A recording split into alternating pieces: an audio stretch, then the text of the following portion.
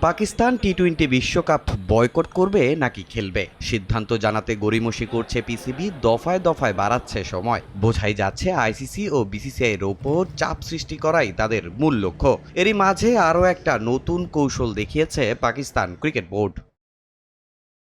লাহোরের গাদ্দাফি স্টেডিয়ামের মঞ্চ ছিল প্রস্তুত। অনেক আগ থেকেই চূড়ান্ত করা হয়েছিল অস্ট্রেলিয়ার বিপক্ষে চলা দ্বিতীয় টি-20 ম্যাচের টসের পরই করা হবে আসন্ন টি-20 বিশ্বকাপে পাকিস্তানের জার্সি উন্মোচন। কিন্তু হুট করেই পিসিবি বন্ধ করে দেয় সেই অনুষ্ঠান।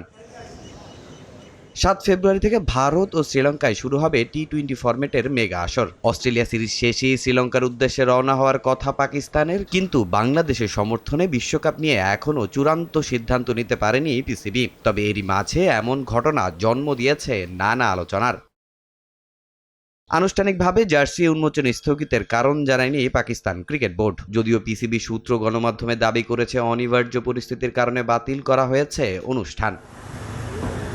কিন্তু সবকিছু প্রস্তুত থাকার পরও পিসিবির এমন সিদ্ধান্ত নিয়ে চলছে কানাঘুষা। অনেকেরই দাবি আইসিসি ও বিসিসিআইকে চাপে রাখতেই এমন কাজ করেছে পাকিস্তান ক্রিকেট বোর্ড। টি-20 বিশ্বকাপ পাকিস্তানে খেলার বিষয়টি এখনো পুরোপুরি নিশ্চিত হতে পারেনি বিশ্ব ক্রিকেটের নিয়ন্ত্রক সংস্থা। তারা যদি না খেলে আইসিসির আর্থিক ক্ষতির পরিমাণটা হবে অনেক বেশি। আগামী সোমবারের মধ্যে নিজেদের সিদ্ধান্ত জানানোর কথা পিসিবির।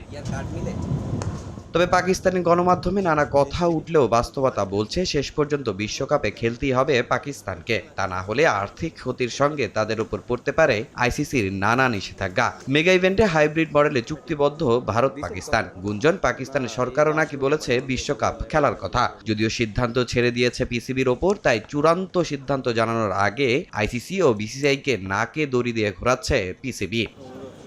তামিম হোসেন, সময় সংবাদ।